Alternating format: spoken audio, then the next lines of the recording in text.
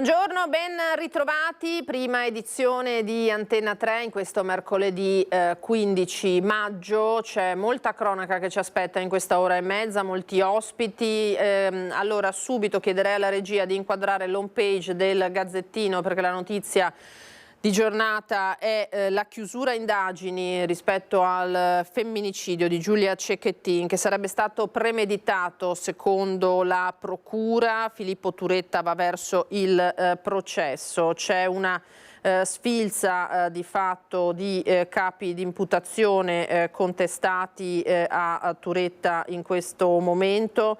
Omicidio volontario aggravato dalla premeditazione, crudeltà, efferatezza, sequestro di persona, porto d'armi continuato, occultamento di cadavere. Così ha riferito ai giornalisti che sono in conferenza stampa in questi minuti il procuratore della Repubblica di Venezia, Bruno Cherchi. Tra l'altro un page del Gazzettino che dà conto di altri fatti di cronaca di cui parleremo tra poco, tra cui questo raid. Se possiamo inquadrarlo, eccolo qua, grazie. Tra le automobili, una quarantina addirittura, piove di sacco, rotti i finestrini, bucate le gomme, con i vandali che hanno davvero fatto un disastro. Ci sono invece i ladri che sono entrati in azione a Roncade. Siamo in provincia di Treviso, siamo già in grado di collegarci con il nostro Christian Arboit, che è a una scuderia di Roncade insieme a Nicoletta Rizzetto, dove sono state rubate delle selle di valore, quindi un colpo da diverse migliaia di euro. Buongiorno Christian, a te la linea.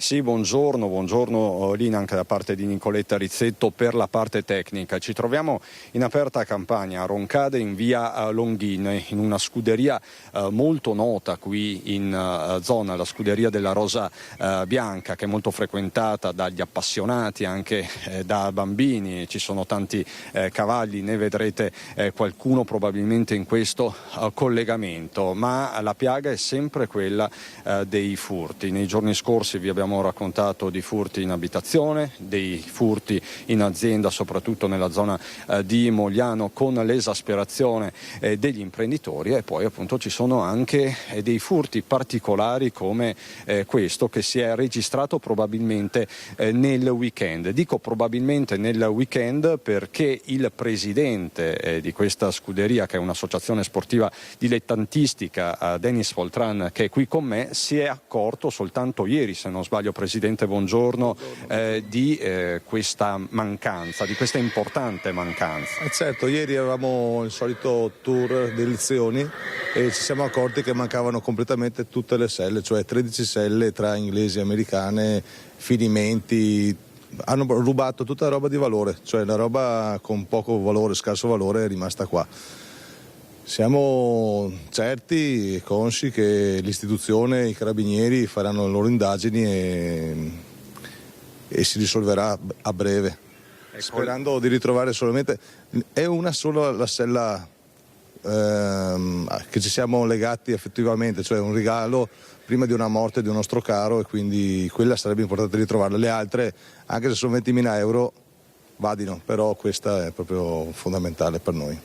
Si tratta quasi sicuramente di una banda specializzata, o comunque di persone che sapevano dove colpire. Lei ha anche dei sospetti, immagino. Sì, abbiamo dei sospetti, abbiamo fatto i nomi ai carabinieri, adesso la denuncia sta andando avanti.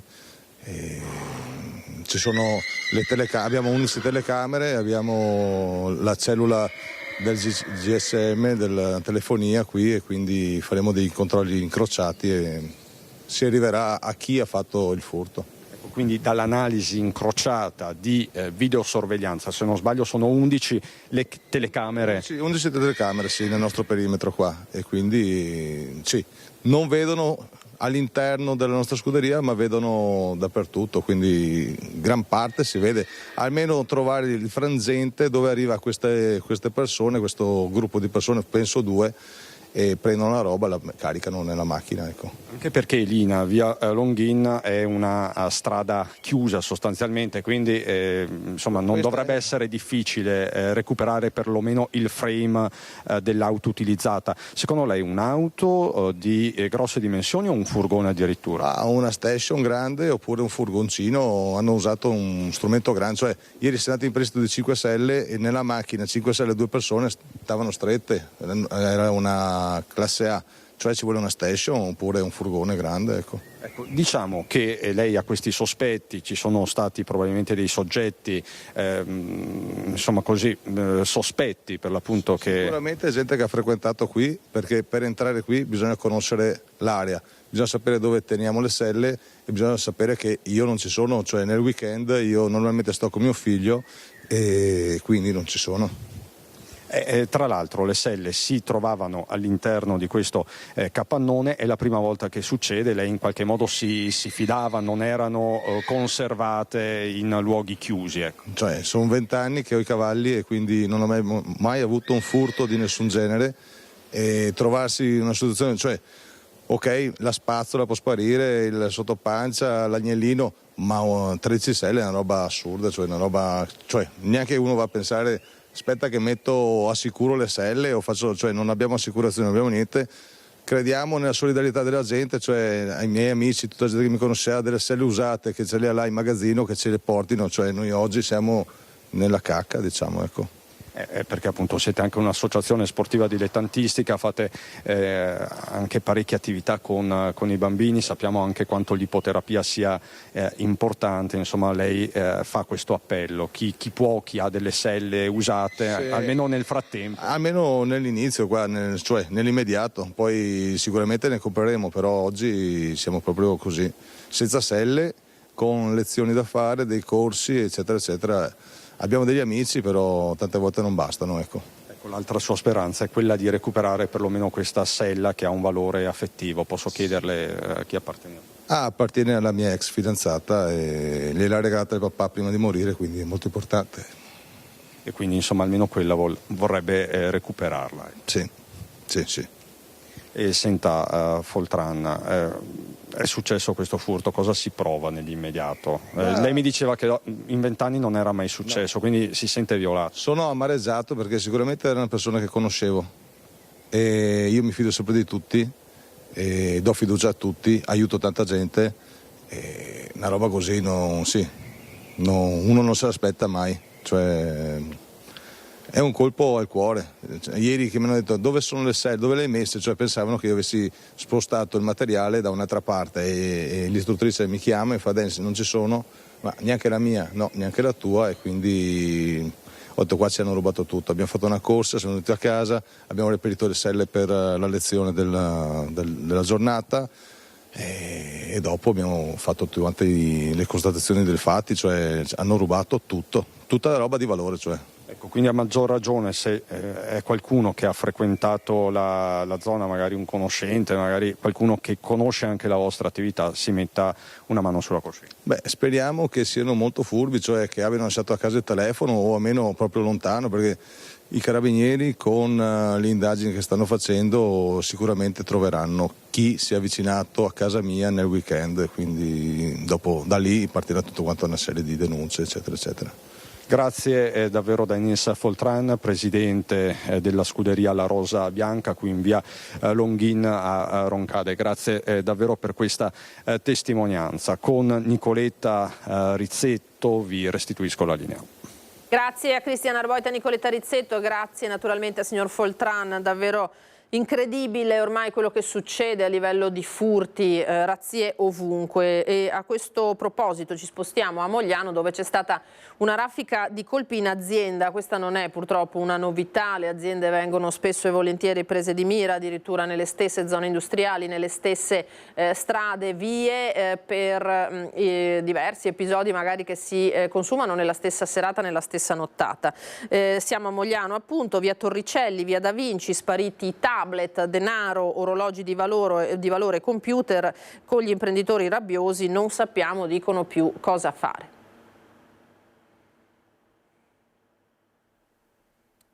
Vediamo tra un attimo.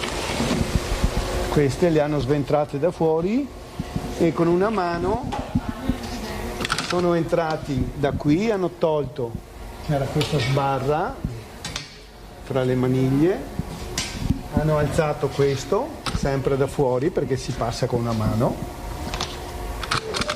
e poi hanno aperto. Probabilmente una persona ha fatto irruzione alla Class, azienda che commercializza prodotti per parrucchieri. Ha fatto razzia passando la merce a complici che si trovavano all'esterno della ditta.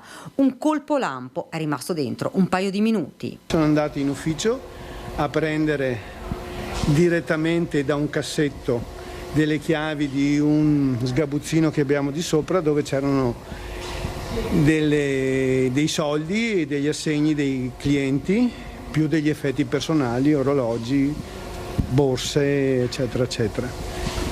Portato via tutto. Sconsolato il titolare che ci racconta del furto messo a segno, l'allarme è scattato ed il titolare si è precipitato. Siamo arrivati in 8 minuti da casa qua, c'erano già i carabinieri, hanno aspettato che noi aprissimo, ovviamente c'era il fumo perché hanno mandato il fumogeno e abbiamo aspettato che si arieggiasse perché era irrespirabile. Effetti personali di valore. Poi i malviventi si sono nascosti in quest'angolo poco lontano per fare una cernita della merce da portare via. Stamattina abbiamo tirato sul più grosso. Signori, si è messo qua in pace, nessuno li ha disturbati. 4 i colpi messi a segno, tra via Torricelli e via Da Vinci, scassinati i cancelli, porte d'ingresso e arraffato di tutto, denaro, effetti personali, tablet, computer e attrezzature, danni da quantificare. In questa azienda hanno tentato di entrare ed avevano già subito i titolari un furto solo una ventina di giorni fa. Per la seconda volta dopo 20 giorni sono venuti a rubare, ecco. Fortunatamente da noi non hanno portato via grandi cose, comunque causano sempre danni e quant'altro sulle nostre porte, ingressi, recinzioni e quant'altro. La rabbia di questo imprenditore. Non sappiamo più cosa fare, ecco, più di mettere allarmi, stare qua il più possibile e tutto quanto, non so, i copparemo, ecco, detto proprio terra terra. In via Da Vinci i malviventi hanno manomesso le telecamere di videosorveglianza, le indagini dei carabinieri per risalire agli autori di questo raid.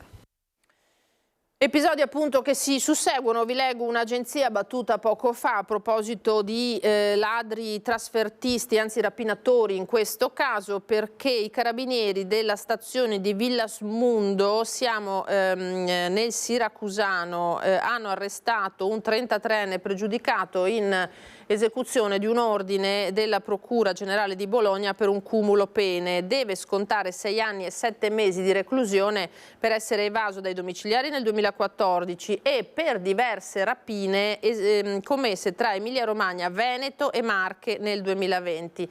L'arrestato è stato condotto appunto in carcere a proposito, dicevamo, di questo genere di episodi. Ma adesso troviamo sul grave incidente sul lavoro che si è verificato invece a Conegliano. Un operaio è rimasto schiacciato da un'auto mentre stava lavorando dentro un pozzetto, infortunio che poteva rivelarsi davvero tragico. Accanto a lui c'erano i colleghi. L'operaio, 54 anni, stava lavorando all'interno di un pozzetto per effettuare un collegamento della fibra ottica a bordo strada. Ad un tratto è sopraggiunta, in prossimità di una curva, un'auto impazzita fuori controllo che ha travolto la recinzione di un'abitazione abbattendola. Il veicolo si è ribaltato finendo la corsa a ridosso di un pozzetto. All'interno di questo pozzetto, naturalmente segnalato, c'era un cantiere e c'era un operaio che è stato schiacciato dall'auto che era diciamo rivolta su un fianco. Accanto all'uomo alcuni colleghi che si sono salvati per miracolo. Sono stati proprio loro ad allertare immediatamente i soccorsi, poi assieme ad alcuni passanti hanno sollevato e spostato la vettura per permettere di assistere il ferito. Sono stati attimi drammatici, il pozzetto infatti non era profondo. Diciamo che era a mezzo busto, quindi la macchina è andata a finire proprio sulla schiena dell'operaio. Diciamo una fatalità, anche perché come si può vedere il pozzetto è al di fuori della carreggiata, quindi sì, l'operaio era completamente fuori dalla strada, comunque il cantiere era segnalato e nonostante questo la macchina, sì, appunto per una fatalità ha fermato la corsa proprio sopra l'operaio. È probabile che l'automobilista, una 54enne, sia stata accolta da un malore ed abbia per questo motivo perso il controllo della vettura. La donna è stata portata all'ospedale di Conegliano, non sarebbe in pericolo di vita. In condizioni gravissime invece l'operaio, che è stato elitrasportato all'ospedale di Treviso, dove è stato ricoverato in prognosi riservata. La strada che collega Conegliano e Vittorio Veneto è rimasta chiusa per 2 ore per permettere i soccorsi ed i rilievi della polizia locale.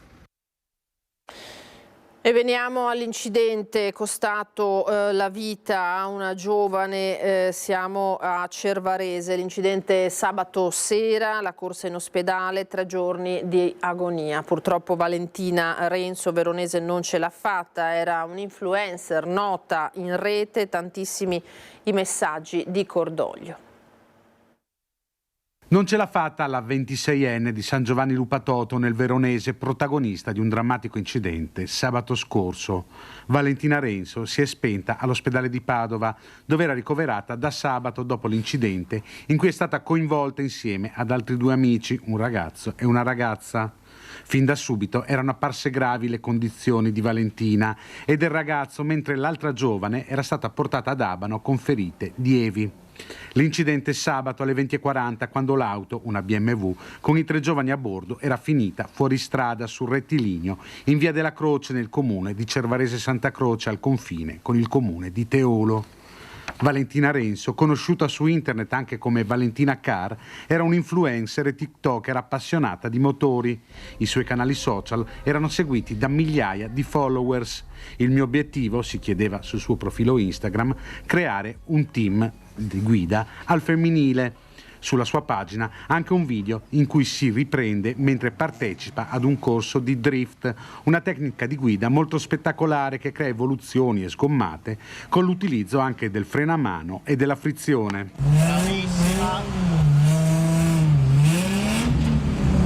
Molti i messaggi di cordoglio per la sua scomparsa, come quello di Laura che recita "Ti voglio vedere sul podio tra le stelle, ciao pilota", o quello di Aurora "Fai buon viaggio, piccola stella". Allora, in attesa di collegarci con Ilaria Marchiori, che sentiremo tra pochissimo, per capire quali sono appunto tutti gli aggiornamenti sul caso Cecchettin, con il procuratore Bruno Cherchi, che ha parlato ai giornalisti spiegando come si muove la procura adesso per la richiesta di processo nei confronti di Filippo Turetta. Continuiamo a parlare di casi di rapine nel territorio, con quella tentata al bar, siamo a Treviso, di via Castello d'Amore, proprio di fronte tra l'altro al comando della polizia locale. È rientrata al lavoro dopo 5 giorni di prognosi refertati in pronto soccorso la giovane barista aggredita in questo bar. Spero, dice, di non rivedere più il rapinatore, ora sto più attenta di prima a chi entra e chi esce, ha raccontato ai nostri microfoni Sara. L'unica cosa appunto è che mi auguro di non rivederlo più, che non si ripresenti più. Immagino anche che il tuo appello alle istituzioni e alle forze dell'ordine sia di tenerlo lontano. Esatto, sì, quello sì, sicuramente è quello che mi auguro ogni giorno, sì. È tornata dietro al bancone del Civico 19 Sara, la barista di 24 anni aggredita giovedì scorso in una tentata rapina da un 52enne italiano, identificato successivamente e denunciato. È 12:30 quando l'uomo, dopo aver fatto colazione ed essere rimasto l'unico avventore all'interno del locale, si avvicina alla cassa intimando alla giovane di consegnargli il denaro. I toni si fanno sempre più minacciosi e Sara tenta di agguantare il cellulare per chiamare il proprio titolare. Si è un po' agitato, cercando di togliermi il telefono dalle mani, dicendomi che non dovevo peggiorare le cose e quindi da qua è andato un po' in escandescenza. Sara però non ha intenzione di subire e reagisce con coraggio. Io ho cercato di affrontarlo, sono riuscita a affrontarlo bene, finché sono riuscita a mandarlo fuori dalla porta, mi sono chiusa dentro e ho chiamato la polizia. E ti ha messo le mani addosso, ti ha strattonato? Sì, mi ha strattonato più volte, aveva anche un borsello con sé e che mi cercava di gettare in volto, insomma di buttare in volto. sono volate un po' di sberle e un po' di calci. Mentre sul posto arrivano le volanti, Sara viene portata al pronto soccorso con dolori al collo e alla schiena. Fortunatamente nessuna lesione, 5 i giorni di prognosi. Nelle scorse ore il rientro al lavoro e l'abbraccio con i clienti. Nulla però sarà come prima. Adesso un po' mi chiedono come sto, se è tornato tutto normale. Chiaramente sempre col sorriso, però l'occhio in più che guarda appunto i clienti quello c'è, o comunque i movimenti, quello non resta. È un po' più attento rispetto a prima. Se già prima era attento, adesso ancora di più. Questo dunque è il racconto della giovane barista. Allora siamo in grado di andare in diretta da Ilaria Marchiori che ci fa il quadro di quello che è emerso in conferenza stampa a Procura della Repubblica di Venezia. Ecco, vediamo il tabellone proprio accanto a lei. Chiuse le indagini a carico di Filippo Turetta. Buongiorno Ilaria. Buongiorno a Telina, buongiorno ai nostri telespettatori. È proprio come hai detto tu, oggi il procuratore Bruno Cherchi ha convocato la stampa qui in procura a Venezia per comunicare il deposito dell'avviso di conclusione di indagine che ora sarà a disposizione di entrambe le parti. Ci ha comunicato i capi di imputazione a carico di Filippo Turetta, omicidio volontario aggravato dalla premeditazione, crudeltà, efferatezza, sequestro di persona, porto d'armi continuato, occultamento di cadavere. Gli viene contestato anche l'articolo 612 bis, il reato di stalking, ovviamente precedente poi a quello che ha commesso quella tragica notte Filippo Turetta nei confronti di Giulia Cecchettin. Ora starà appunto ai prossimi passi al GUP, che deciderà appunto se si andrà o meno a processo. Però per tutti i dettagli contenuti di questa conferenza che è stata convocata stamane dal procuratore della Repubblica di Venezia Bruno Cherchi, sentiamo proprio la sua intervista realizzata a margine della conferenza stampa, e quindi io da Venezia restituisco la linea allo studio mentre possiamo ascoltarla. È stata notificata nei giorni scorsi tutti gli atti relativi alle consulenze tecniche che sono state disposte dall'ufficio, e oggi è stato notificato alla difesa e all'imputato l'avviso di conclusione indagini. Questo significa che ci saranno poi degli ulteriori passaggi? L'ulteriore passaggio primo è quello che la difesa ha la possibilità di chiedere l'interrogatorio o di chiedere anche delle integrazioni istruttorie qualora lo ritenga necessario o anche opportuno. Ci sono i 20 giorni di tempo previsti dal codice, con eventuali possibilità anche di tempi ulteriori qualora le richieste siano tali da non poter essere svolte in questi termini. Quindi noi siamo a disposizione della richiesta della difesa. Diversi campi d'attesa. A Filippo Turetta. Esatto. Come, scusi? Quali sono le accuse che muovete a Filippo Turetta? Quella più grave è dell'omicidio, sulla quale è stata ritenuta sussistente l'aggravante della premeditazione. È stato anche accusato del reato di stalking, diciamo, 612 bis del codice di procedura, del codice penale, nonché poi dell'occultamento di cadavere e del porto dell'arma.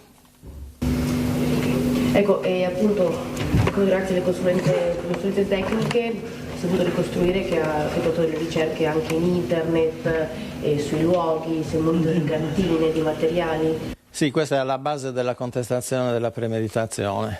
Gli elementi raccolti dai carabinieri sono stati, a nostro giudizio naturalmente, molto importanti e hanno consentito, sempre a nostro giudizio, di contestare l'aggravante della premeditazione proprio per l'attività che era stata posta in essere prima dell'omicidio e possiamo dire anche parecchio tempo prima dell'omicidio, che a nostro giudizio è di organizzazione dell'omicidio stesso. Cosa si intende parecchio tempo prima? Settimane prima? Qualche tempo prima, adesso l'attività di organizzazione è stata abbastanza complessa e quindi adesso che sia un giorno o due questo non è rilevante. Tempi brevi, garantiti tempi brevi anche perché l'imputato è in carcere per quanto riguarda il GIP ma anche il processo? Direi senz'altro di sì. Quando si tratta di imputato detenuto i processi vengono svolti giustamente quanto prima possibile. Quindi si tratta dei tempi tecnici necessari alla difesa di controllare, di vedere, di compulsare il fascicolo processuale, che potete immaginare è un fascicolo processuale rilevante. Ci sono tutte le consulenze che dovranno essere valutate, anche se erano state fatte con partecipazione della difesa fin dall'inizio, e comunque sulle valutazioni della difesa. Fatto questo, penso che i tempi saranno brevi. Lei ha voluto evidenziare come, visto il risalto mediatico di quanto accaduto, queste appunto le conclusioni a cui siete giunti, però fondamentale alla fine quella che sarà la decisione del giudice. Beh, certamente noi abbiamo cercato, come sempre si fa, peraltro almeno in questo ufficio, di essere il quanto più possibile obiettivi ed equilibrati nella valutazione dei fatti. E comunque una valutazione fatta dalla Procura, e quindi queste valutazioni devono essere sottoposte in sede di contraddittorio con la difesa all'organo giudicante, che dovrà valutarne la fondatezza.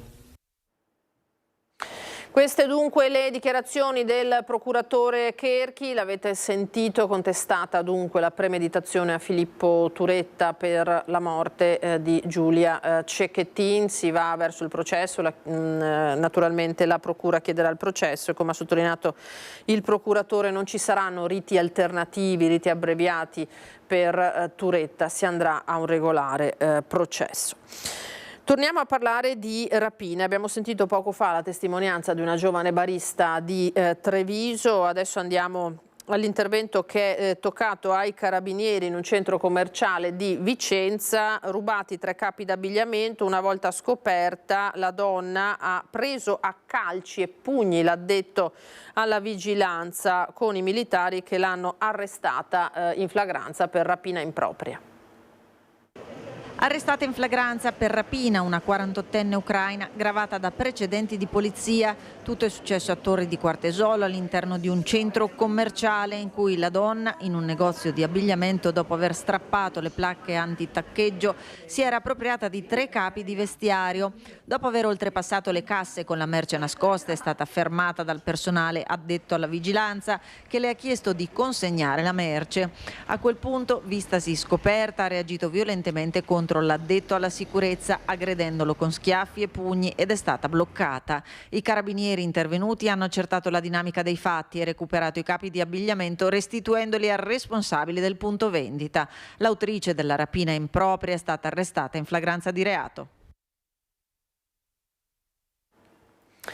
Gioielliere invece narcotizzato dalla compagna e poi derubato a processo, sono finiti in 3 dopo ben 11 anni dal fatto. Una bevanda preparata probabilmente come ogni sera dalla compagna di 30 anni più giovane di lui. Peccato che la donna, con la quale aveva iniziato non da molto la relazione, ha pensato di mettere del sedativo dentro al bicchiere.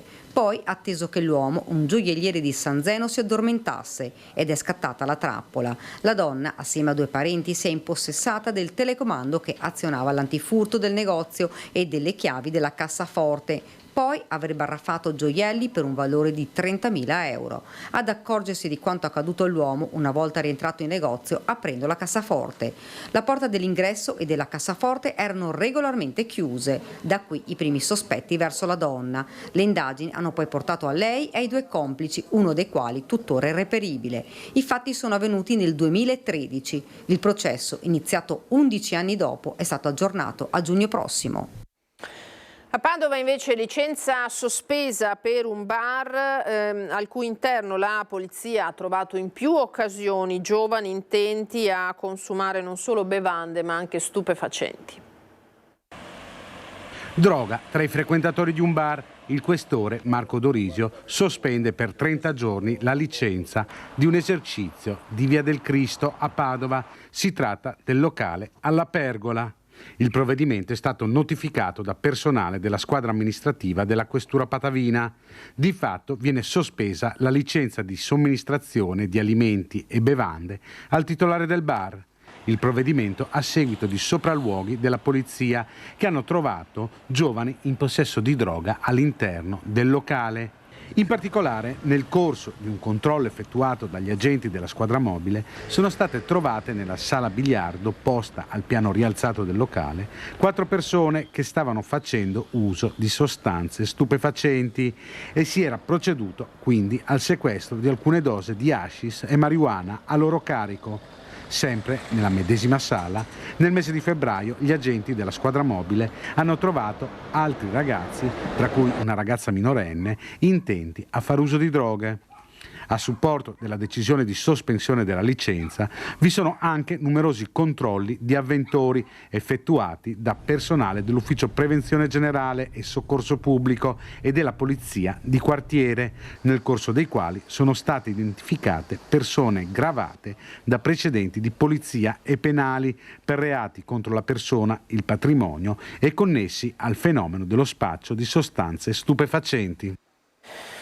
Tanta cronaca l'avete sentito dal territorio. Allora noi ci fermiamo adesso per qualche istante. Ringrazio oggi in regia Antonio Esposito e Tommaso Migot. Torniamo tra poco con ospiti e altre notizie. Eccoci di nuovo in diretta, saluto e ringrazio l'ospite che mi ha raggiunto in studio, il colonnello Salvatore Gibilisco, che avevamo lasciato noi cronisti in servizio al nucleo informativo del Comando Provinciale dei Carabinieri di Treviso. Buongiorno colonnello.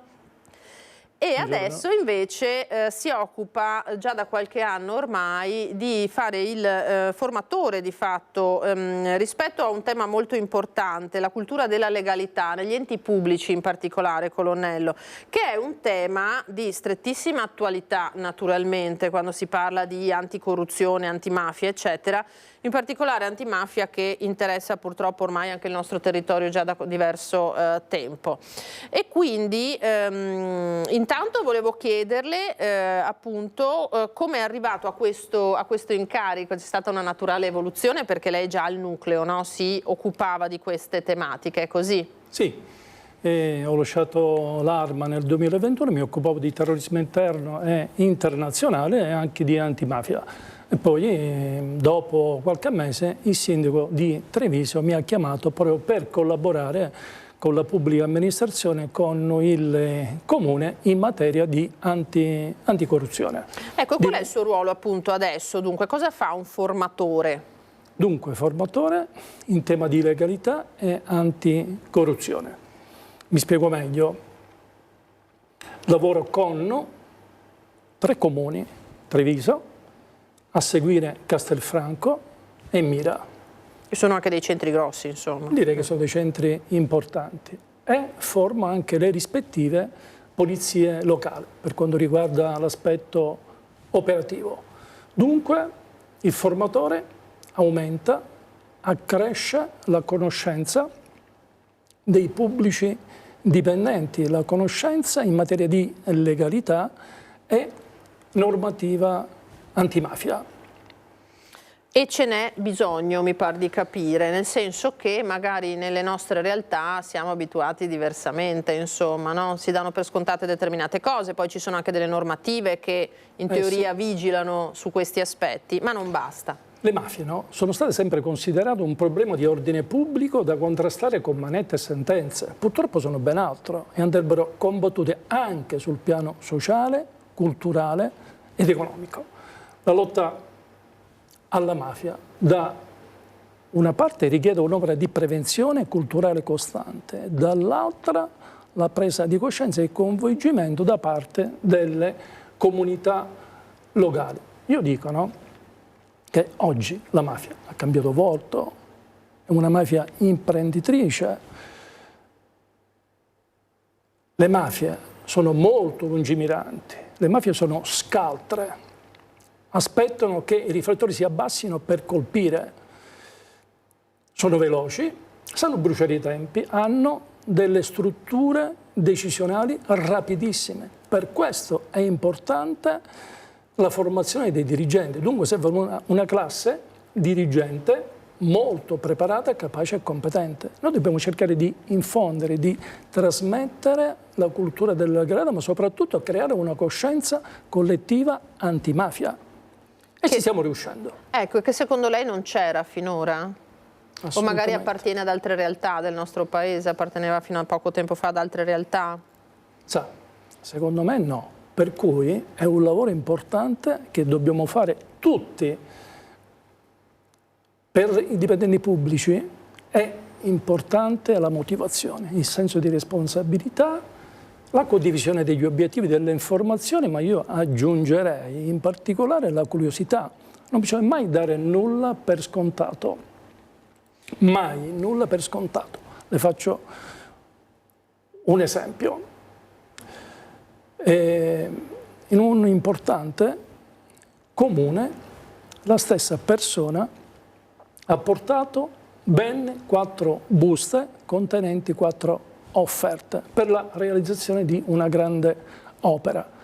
La curiosità di un impiegato allo sportello ha permesso di avviare un'interessante indagine che poi si è conclusa con l'arresto di politici e imprenditori.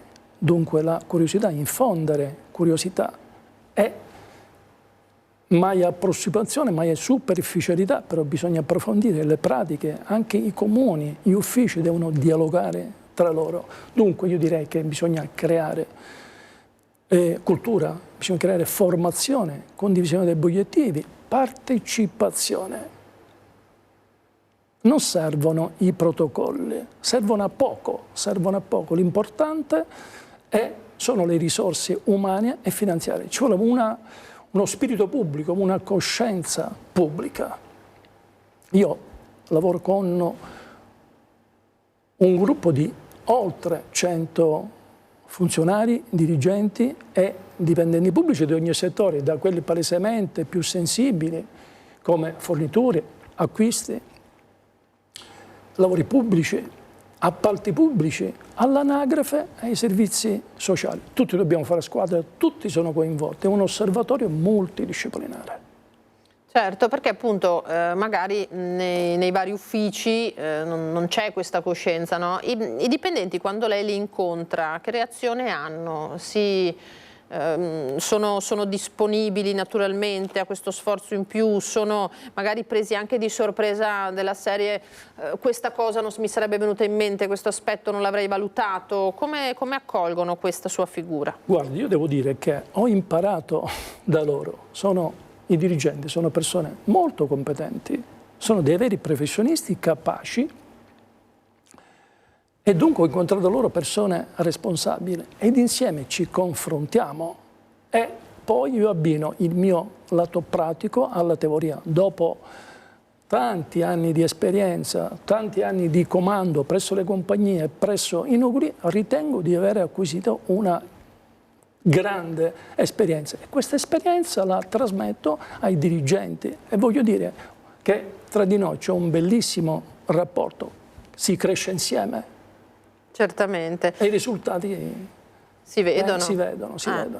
Tra l'altro in questi ultimi anni noi anche come cronisti abbiamo visto un proliferare diciamo di un'attenzione crescente senza dubbio su queste tematiche e anche un proliferare di collaborazioni tra gli enti pubblici e le forze dell'ordine. Mi viene in mente la Guardia di Finanza che è quello più scontato, ma anche in occasione, no, di questo PNRR che ha fatto arrivare nei comuni un fiume di denaro, naturalmente gli enti pubblici diventano, come dice lei, soggetti interessanti per i malintenzionati a tutti i livelli purtroppo, no? E quindi l'obiettivo era quello di mettere le mani su questi soldi in tutte le maniere. Abbiamo visto il super bonus edilizio che ha creato anche lì tutto uno scenario, eccetera. E vediamo purtroppo anche nel nostro territorio sempre più spesso episodi di interdittive antimafia da parte delle prefetture, perché evidentemente qualcosa c'è o comunque c'è il coinvolgimento di soggetti, no, che possono destare una preoccupazione. Quindi ci si sta muovendo a tanti livelli. Sicuramente rispetto a figure come la sua si creano anche degli anticorpi maggiori interni, diciamo, alle strutture, no? Sia verso l'esterno probabilmente, ma anche di attenzione verso le stesse pratiche che vengono svolte all'interno, no, degli enti, perché bisogna essere in qualche maniera anche delle sentinelle rispetto a quello che fanno anche i colleghi. colleghi adesso, certo. Lasciamo stare i casi specifici dei comuni in cui lavora lei, ci mancherebbe altro, però in generale nell'ente pubblico tutti contribuiscono a sorvegliare in qualche modo, no? Assolutamente sì. Tra istituzioni, tra enti, si inizia ad avere grande collaborazione. Io parlo di osmosi, scambio di informazioni, condivisione degli obiettivi, analizzare tutti insieme le criticità, così la rete si estende. Mi ha detto del PNRR. Bene, sono in arrivo molti soldi, 194 miliardi di euro di investimenti, sono tanti. Occhio, perché questi soldi possono anche andare in mani sbagliate. Il PNRR cosa ha comportato? L'avvio di cantieri, il bonus 110%. Dunque il PNRR andrà monitorato attentamente. È fondamentale rendere le procedure di assegnazioni trasparenti. Io dico sempre, no? Che più le cose sono visibili al cittadino, meno problemi di operazioni occulte ci sono. Certo, dopodiché capiamo anche che tutte queste procedure possono appesantire in qualche maniera la macchina burocratica, per carità, però è necessario farlo evidentemente, no? L'obiettivo è quello di monitorare l'erogazione di questi denari. Però, io ripeto, laddove c'è semplificazione delle procedure bisogna rafforzare i controlli.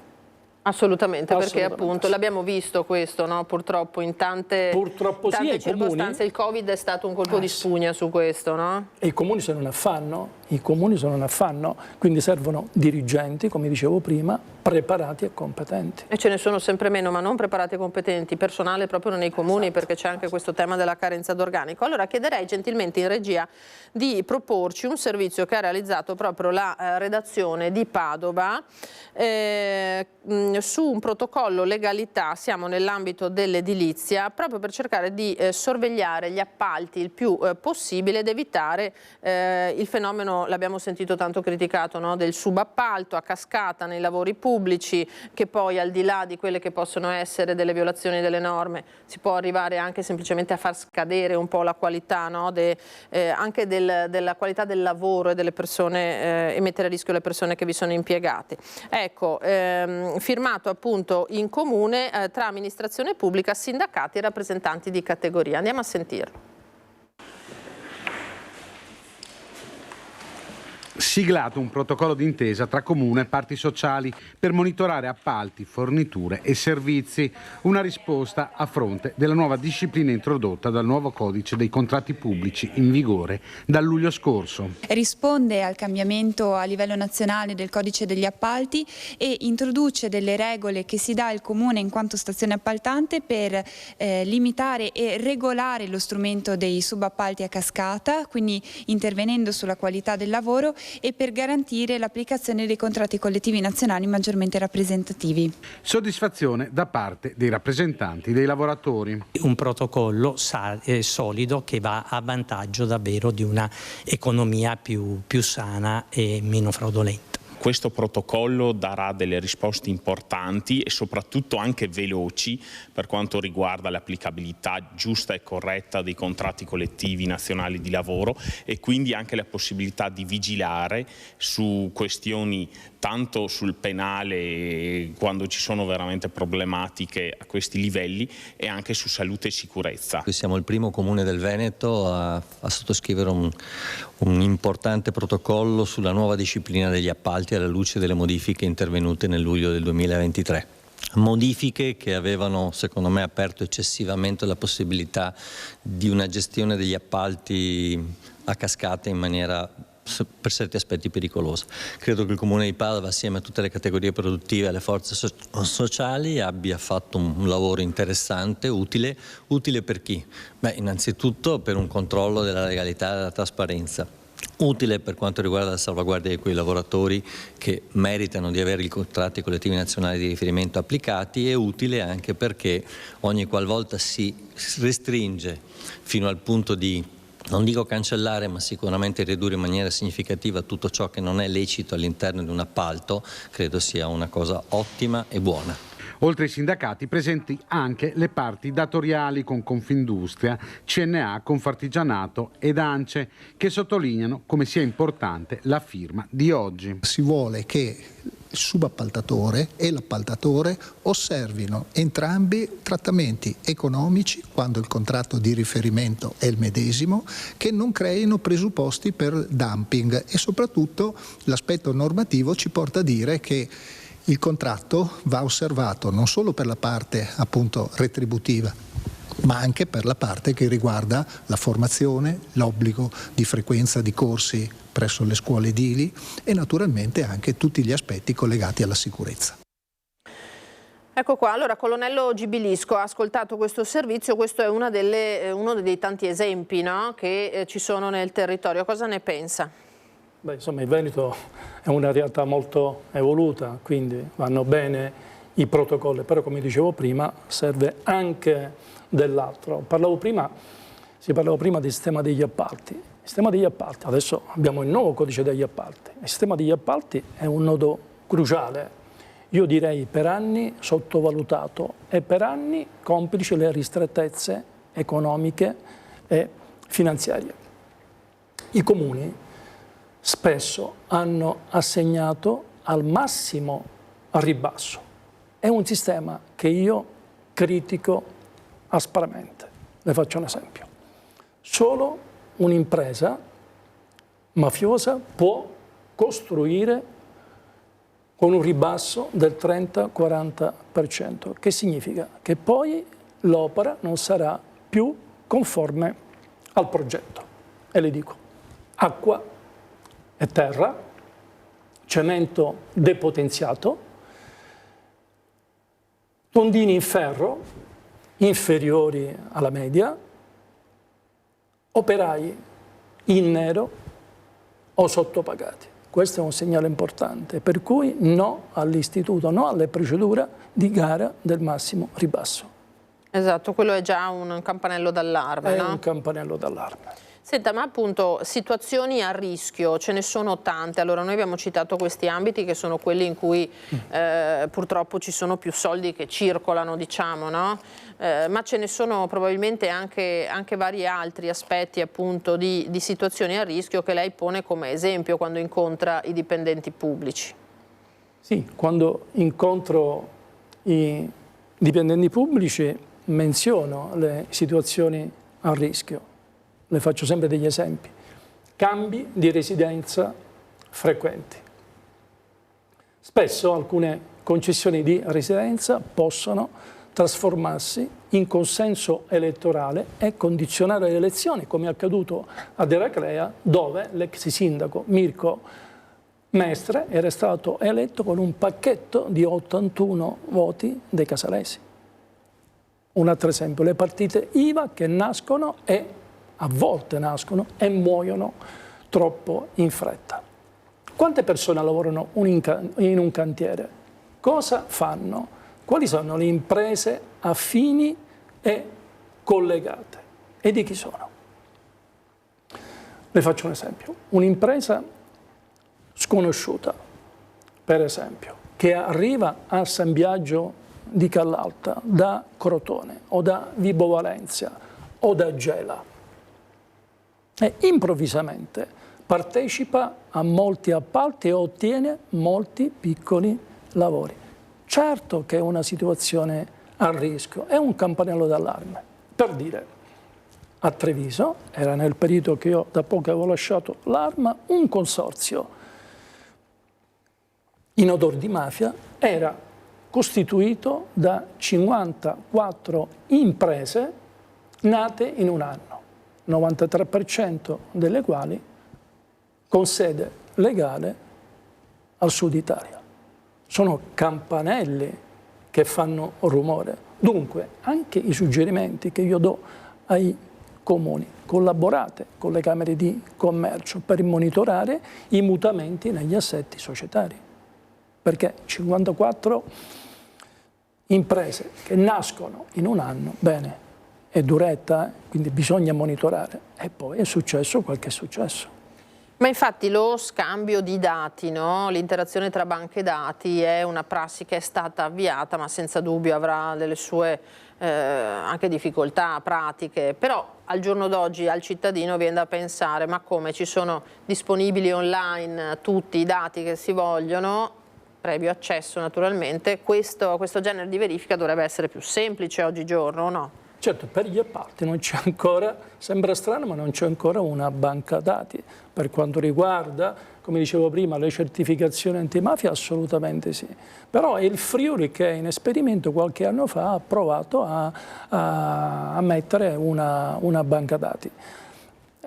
Per esempio, la Camera di Commercio si è resa disponibile per mettere a disposizione delle forze di polizia una banca dati che può essere consultata in ogni momento. Comunque ci sono numerosissime, soprattutto per quanto riguarda anche la finanza, numerosissime banche dati che si possono consultare. Questo serve sempre per contrastare eventuali tentativi di infiltrazione mafiosa nell'attività economica della pubblica amministrazione. Colonnello, le faccio un'ultima domanda perché il tempo a nostra disposizione sta finendo.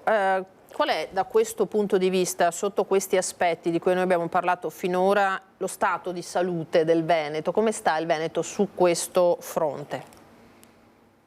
Guardi, io faccio una piccola premessa, no? Le mafie ormai hanno cambiato volto, hanno cambiato pelle e riescono a memetizzarsi molto. Dunque si muovono come soggetti imprenditoriali che operano sotto traccia, sfruttando i mercati e gli investimenti. Hanno grande disponibilità di denaro che non riescono a investire al sud, mentre riescono a nord attraverso i circuiti bancari e finanziari. Sono gestori e gestrici di servizi, soprattutto di tipo fiscale, false fatture. Si propongono come privati, si propongono per l'acquisto di carburanti, per evadere l'IVA, si propongono come partner per l'economia legale, si trasformano in agenzie di servizi e vanno ad offrire manodopera a basso costo, servizi a prezzi stracciati. Cosa voglio dire? Che c'è chi accetta questa logica, perché l'interesse qual è? L'interesse di minimizzare i costi e massimizzare i profitti.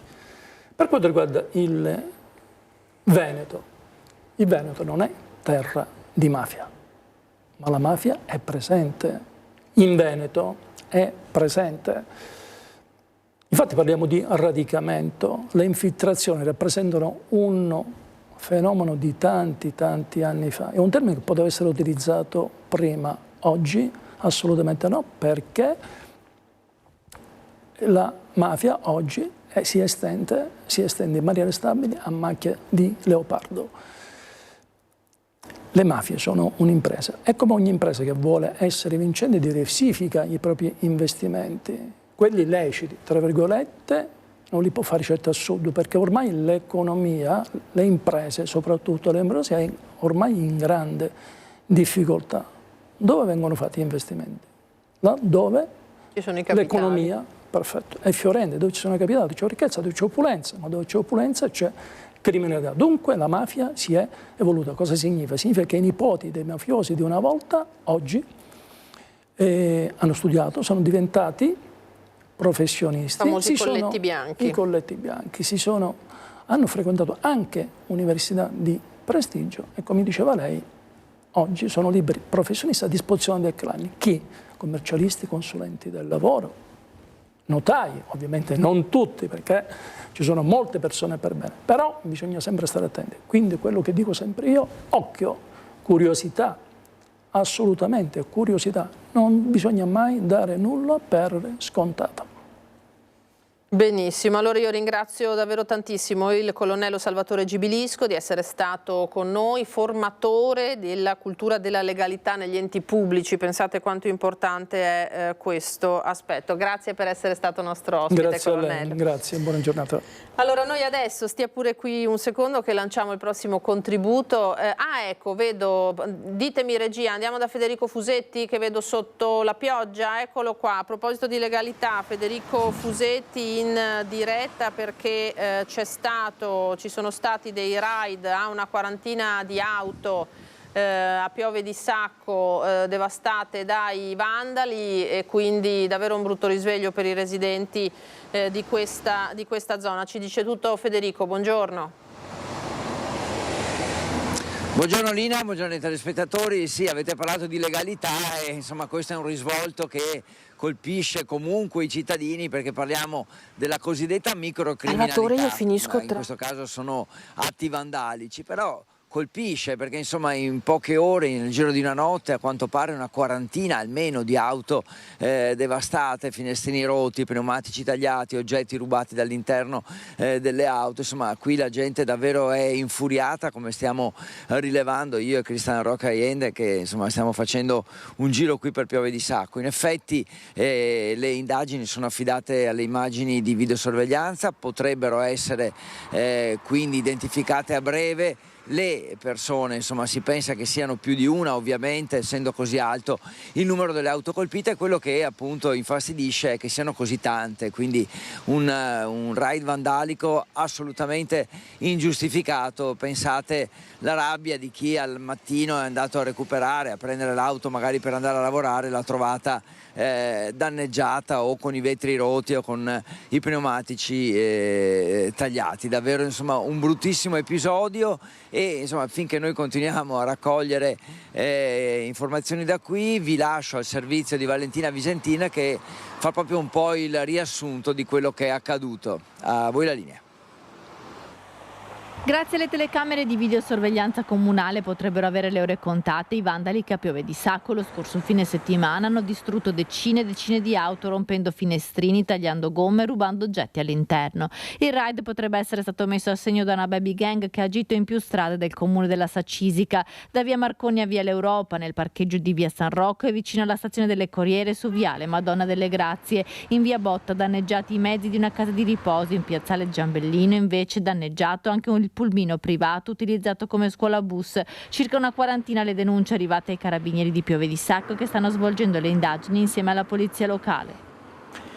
Questa è la situazione dunque per questo episodio di vandalismo da Padova a Vicenza, dove l'amministrazione ha annunciato la recinzione definitiva a Campomarzo per ovviare al problema del degrado e delle presenze poco rassicuranti che vi si registravano, ma in questi giorni la recinzione, che di fatto è stata installata per la dunata, ha avuto i primi effetti, in realtà, perché poi delle conseguenze ci sono sempre sulle vie limitrofe, dove si sono proprio spostati i fenomeni di degrado. Vediamo.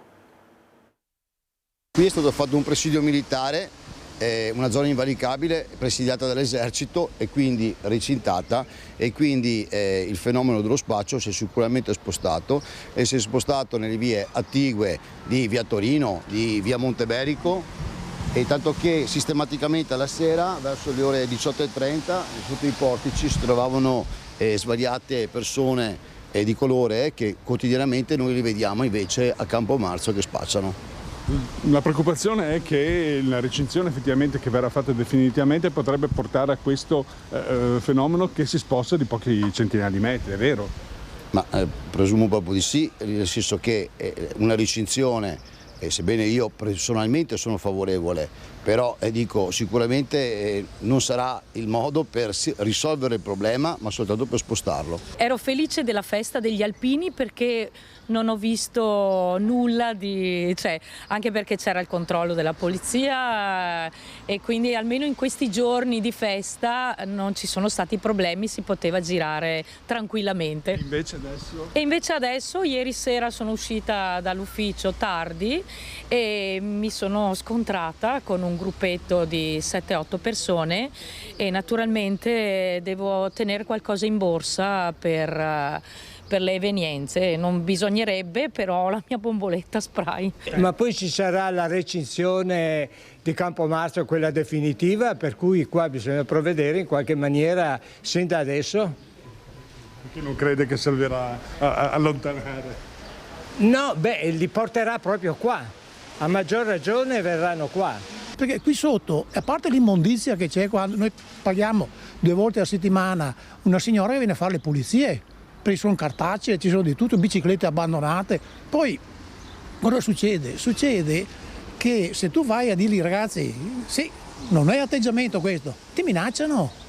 Quindi non è una bella cosa. I ragazzi, qui c'è una scuola qui dietro, i ragazzi cosa vedono? Cosa imparano? Quando noi abbiamo telefonato al 113 e dal 113 siamo andati alla polizia locale, fino a ieri sera non si sono mai mossi. Allora è inutile che mi diano dei numeri di emergenza quando l'emergenza, che io la chiamo, non è presente. Tanto vale arrangiarsi da soli. Volete che ci arrangiamo da soli? No, questo non è democrazia. Queste le voci raccolte dal nostro Daniele Garbin. Noi adesso andiamo rapidamente in pubblicità, torniamo tra poco con altre notizie.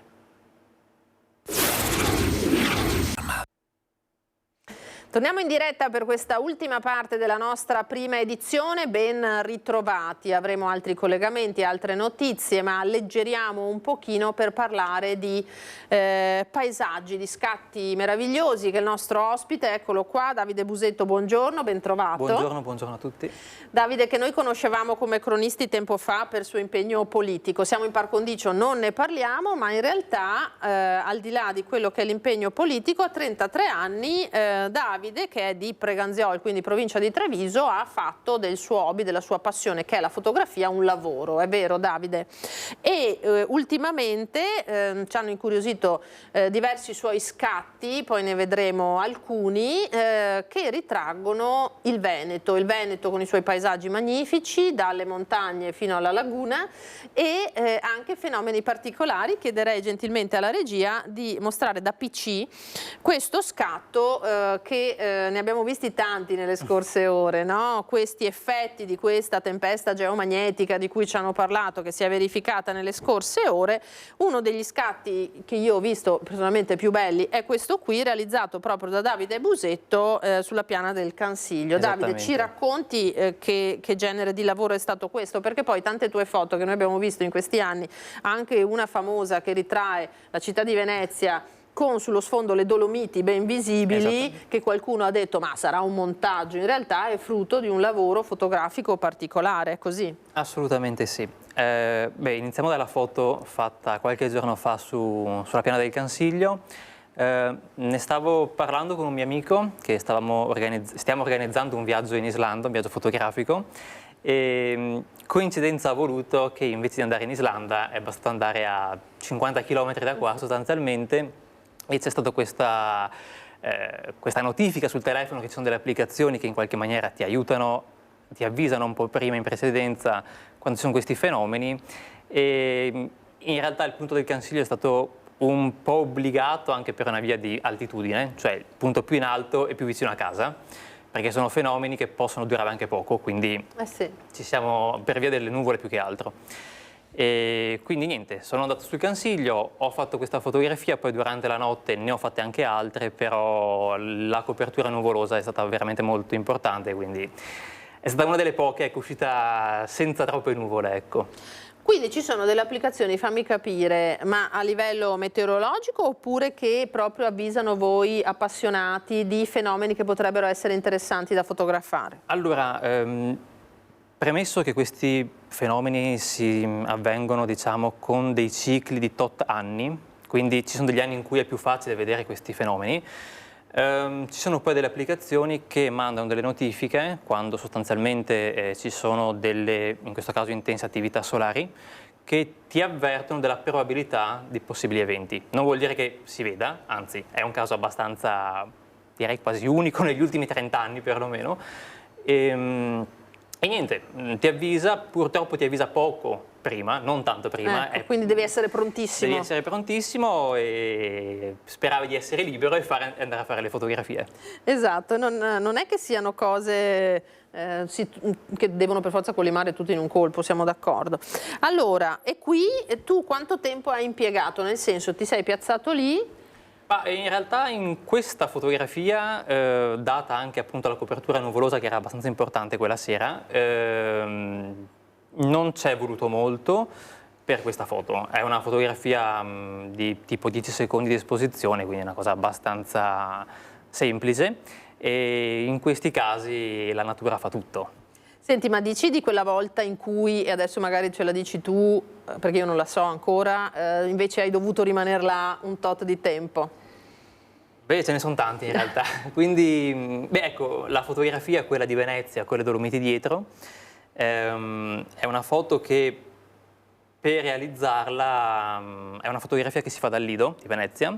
Chiedo scusa, allora se la regia gentilmente, Antonio Esposito e Tommaso Migotto, possono mandare intanto un po' di carrellate di foto, così magari Davide ce le commenta se ce n'è qualcuna insomma in particolare che si riferisce a quello che si sta dicendo. Ecco, per quella fotografia, oltre a stare lì diverse ore, perché magari non c'è la luce giusta o si vuole preferire il tramonto invece che una luce più diurna, si stanno là diverse ore. Non solo, in quel caso sono andato al Lido 30 volte forse prima di fare quella foto. Quindi quando uno vede la foto difficilmente va a pensare tutto il lavoro che c'è dietro. Quando invece poi, come in tutti i lavori in realtà, prima di vedere il prodotto finito c'è tantissima preparazione, alle volte anche dei fallimenti. Ecco qua, grazie regia, qualche foto che ha scattato il nostro Davide, molto suggestive, molto belle, che sono anche un po' dei modi per vedere con un altro occhio quello che abbiamo intorno, diciamo, no? Esattamente, diciamo che sono molto incentrate sul Veneto per ovvie ragioni geografiche, e poi negli anni in qualche maniera questa passione, che appunto è nata in maniera direi quasi casuale, si è sviluppata tanto che recentemente con una società di comunicazione di Savona si è deciso di avviare una collaborazione un po' più stretta, nel senso che io sono diventato loro socio, e l'idea è quella in qualche modo... Eccola qua, la famosa foto di cui parlavamo. Esattamente. Con questa azienda di Savona che si chiama Studio Wiki abbiamo deciso in qualche maniera di concentrarci molto sul Veneto e sull'ambito turistico del Veneto. E le fotografie ovviamente sono una parte fondamentale di questo aspetto. Poi abbiamo una regione che in qualche maniera si presta enormemente a questo genere di fotografie e quindi... Non dico che è gioco facile, però comunque i paesaggi aiutano molto. C'è tantissima bellezza intorno, dei paesaggi, ma poi abbiamo visto anche alcuni edifici, insomma abbiamo un patrimonio straordinario. Facciamo un passo indietro, Davide, perché appunto abbiamo detto studi in una direzione e la vita ti ha portato in un'altra, è così? Sì, esattamente. Sì, gli studi sono stati informatica e scienze politiche, come appunto si era accennato all'inizio. E poi in realtà per caso ho fatto un ente pubblico veneto, mi sembra la provincia di Belluno, o forse un ente territoriale, comunque un ente pubblico, mi aveva chiesto una fotografia del castello di Melle, che è il castello di Zumelle, e da lì insomma ho detto, però effettivamente può essere anche una professione questa se diciamo strutturata in maniera adeguata. Chiedo scusa, nel senso te l'ha chiesta perché l'hanno vista, hanno detto questa è molto bella, la vogliamo impiegare, o perché dovevi ancora farla? No, l'avevo già scattata, era una condizione abbastanza bella, montagne innevate, luce verso l'ora del tramonto se non sbaglio, forse avevano chiesto se qualcuno poteva mandare delle foto, l'hanno vista, l'hanno in qualche maniera acquistata, adesso non mi ricordo bene l'iter definitivo, però in quel caso ho detto, però se si può trovare un modo di, diciamo, strutturare meglio questa attività, perché no?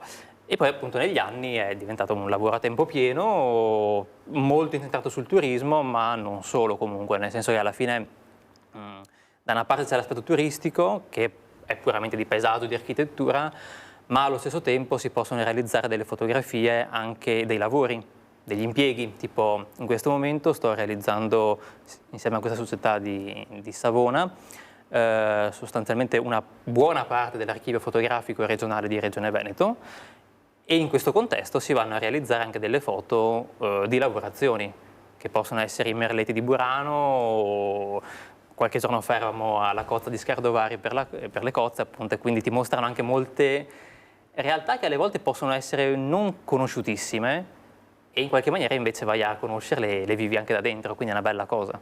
Senti, tu hai una situazione, un paesaggio del cuore tra i lavori che hai fatto finora? Dov'è che preferisci stare, dove ami stare? Allora, Venezia è stata la palestra, cioè, Venezia è proprio la palestra di moltissimi fotografi, nel senso che è comoda, è vicina per noi e direi che non serve neanche aggiungere altri aggettivi per commentarla. Però è a rischio, perché Venezia la fotografano tutti. La fotografano tutti. Il motivo di Venezia con le Dolomiti dietro era anche un modo un po' per dire ok, forse non proprio tutti fanno questa foto. Per un banale discorso anche di attrezzatura che comunque non è proprio, diciamo, non si fa col telefono, ecco. E invece se devo individuare, qua si vede una foto, il posto dove in qualche maniera sono più attaccato sono le Dolomiti. Le Dolomiti ci vengono da tutto il mondo, come Venezia, però se uno ha un'inclinazione un po' più paesaggistica, le Dolomiti presentano tantissime opportunità di fotografie. Non è semplice però scattare una foto come queste. E quella che abbiamo appena visto no, perché era dell'elicottero. Ah, ecco. Quindi in quel caso assolutamente no. E, no, beh, anche nel caso delle Dolomiti comunque, forse, anzi sicuramente molto più che nelle città è necessaria tanta pazienza, perché può capitare di fare 3 ore di camminata, magari anche con la neve, e poi fai la foto, dici boh sì, non era quella che volevo e ci torno la volta dopo. Senti, tu hai seguito una passione, insomma, persona concreta senza dubbio, giovane concreto, sei un ragazzo, 33 anni, insomma, con degli obiettivi, con della preparazione, eccetera. Però a noi capita spesso di ospitare anche scolaresche qui in sede, eccetera. È un consiglio corretto quello di seguire le proprie passioni, secondo te, invece che costruire una strada che possa sembrare necessariamente magari che porti a qualcosa di concreto, a un lavoro, a un posto di lavoro?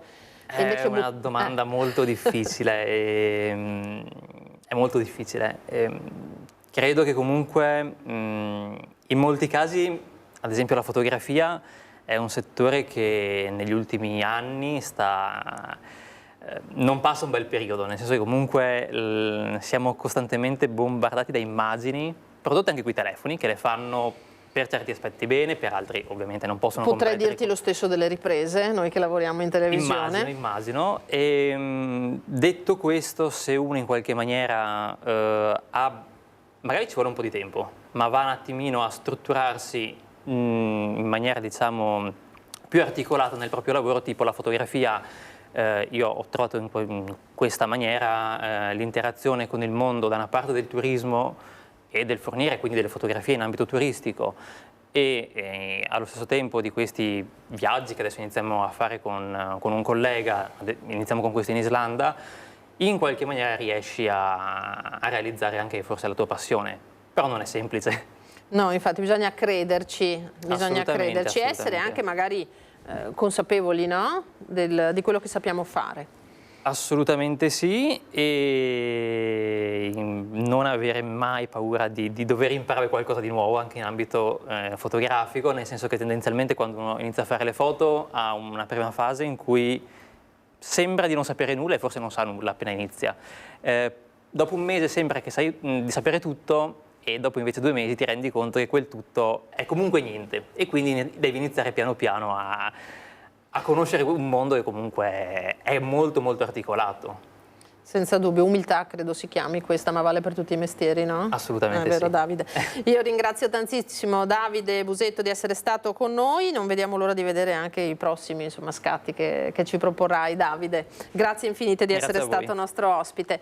Noi andiamo adesso da Monica Smiderle in diretta, vediamo se è pronta, eccola lì, con Alessandro Costa Curta da Rossano Veneto, perché a proposito di impegno e di ragazzi che trovano una loro strada e un loro progetto, è stato presentato proprio un progetto che si chiama Ci sto a fare fatica, che sta prendendo piede, mi pare, anche in Veneto, anche in altre realtà, no Monica? Buongiorno. Buongiorno a te Lina, buongiorno a tutti i nostri telespettatori. Dicevi bene, è un progetto che è nato nel 2016 qui nell'area del Bassanese, un'area che ha sicuramente creduto, visto che se ne parlava prima, in questo progetto che oggi sta prendendo piede in ambito nazionale. Con me ci sono Alice Fantinato della segreteria nazionale del progetto Ci sto a fare fatica e Lucia Marcon, che invece è referente bassanese di questa iniziativa. Allora, che cos'è Ci sto a fare fatica? Allora, Ci sto a fare fatica è un progetto che prende piede durante il periodo estivo e è rivolto ai ragazzi dai 14 ai 19 anni. Funziona a squadre, nel senso che ogni settimana i ragazzi sono divisi in gruppi da 10 e sono guidati da un tutor, che è invece un ragazzo o una ragazza che ha dai 20 ai 30 anni, che guida un pochino il gruppo a livello di dinamiche relazionali. E in più c'è un handyman, che è un volontario tuttofare, che invece aiuta il gruppo nel lavoro in sé, quindi nell'aspetto più tecnico magari di quello che c'è da fare nel gruppo.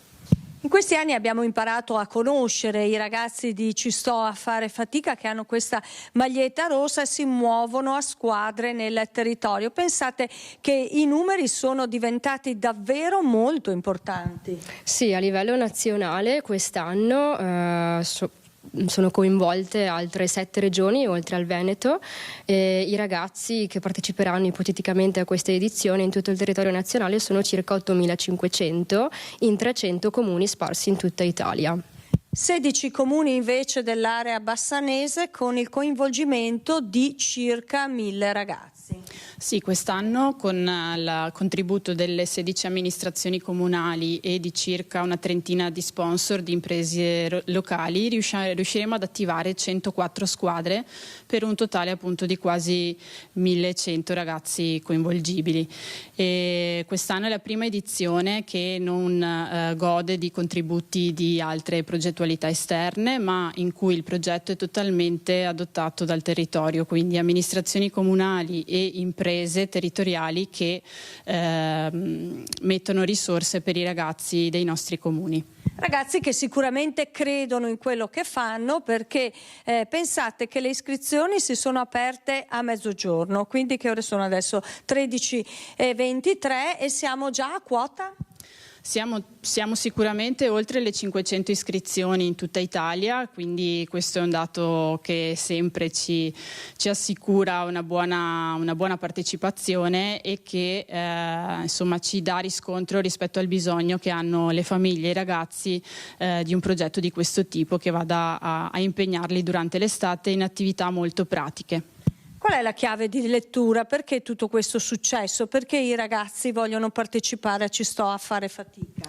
Sicuramente la dimensione gruppale aiuta molto, perché le squadre sono comunque di 10 ragazzi e quindi anche l'idea di svolgere qualcosa insieme ad altre persone più o meno coetanee invoglia molto i ragazzi. Poi c'è la possibilità anzi sicuramente l'opportunità di avere a fine settimana lavorativa, tra virgolette, perché non è un lavoro ma comunque volontariato, viene comunque ricevuto un buono fatica che rispecchia comunque il lavoro e la fatica che i ragazzi hanno messo a disposizione e equivale a 50 euro di buono da spendere in negozi nel loro territorio.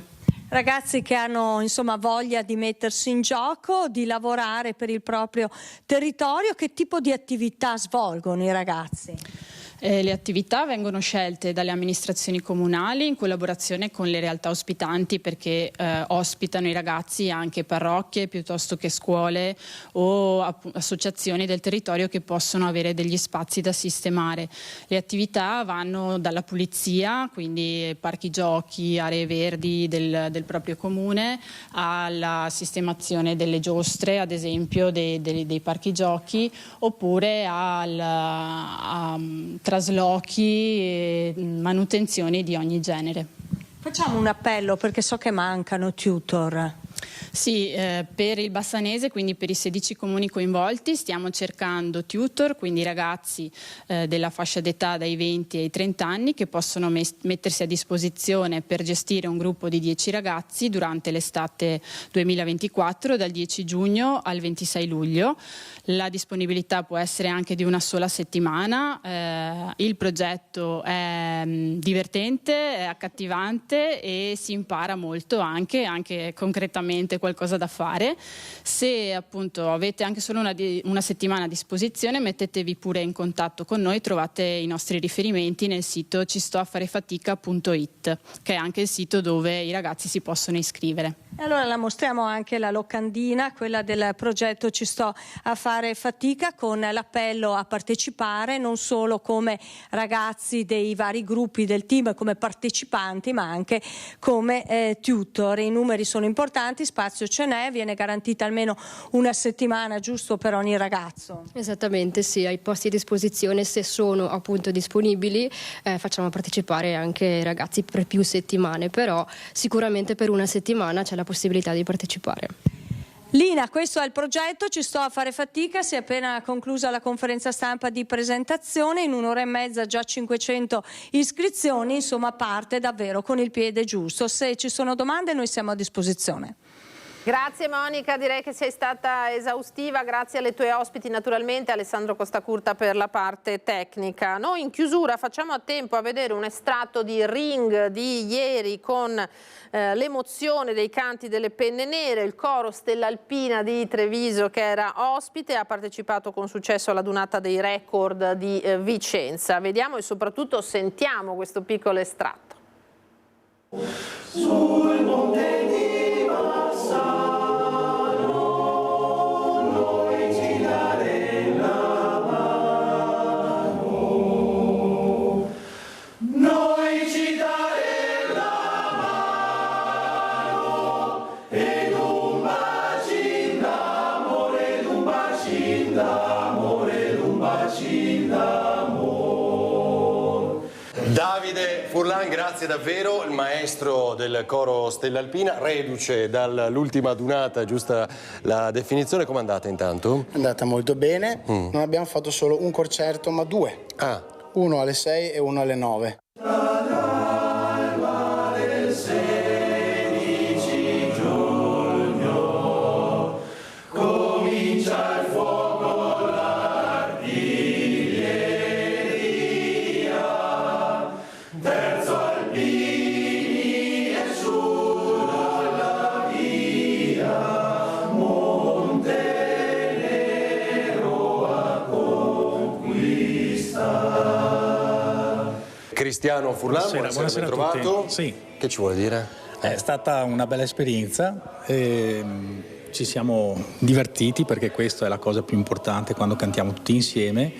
Il pubblico si è emozionato, che dire, meglio di così non si può, insomma.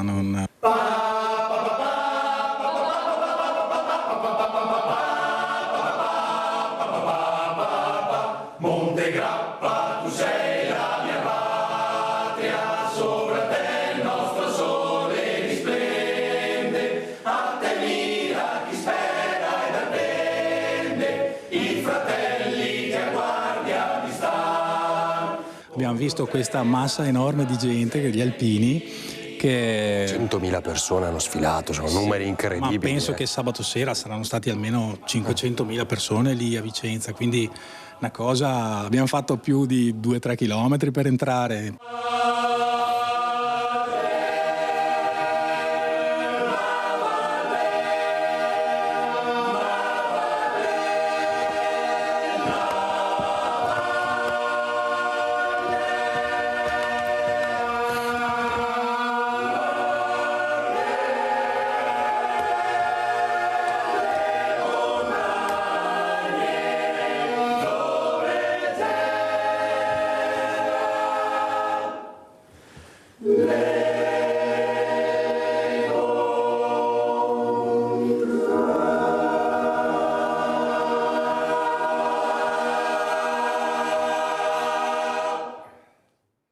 Gli alpini dunque grandi protagonisti di questo ultimo fine settimana. Allora il nostro tempo a disposizione è terminato, di nuovo ringrazio Antonio Esposito e Tommaso Migotti in regia. Vi ricordo dopo di noi il documentario I grandi che fecero la storia, parliamo dei Campazzo, e a seguire come sempre il film del pomeriggio, Un giorno perfetto, un drammatico con Benicio del Toro e Tim Robbins, non perdetelo. Grazie per essere stati con noi, a tutti un buon pomeriggio, arrivederci.